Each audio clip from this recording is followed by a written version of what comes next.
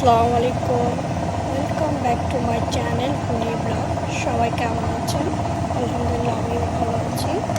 তো ভাপা পিঠা বানাচ্ছে, শীতের সিজন আমাদের চলে যাচ্ছে, তো খালাম্মা আমাদের গাইস জন্য খালাম্মার পিঠা হাতের পিঠা। বানাচ্ছে। তো খালাম্মা আমরা গিয়েছি খালাম্মা বাসায়, খালাম্মা আমাদেরকে ভাপা পিঠা বানিয়ে খাওয়াচ্ছে।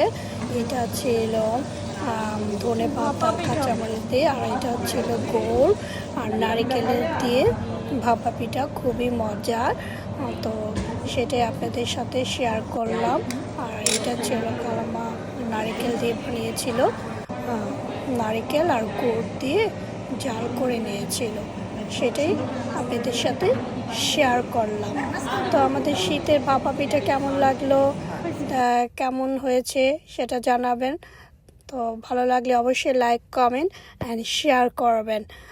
Thank you for watching. Thank you for watching.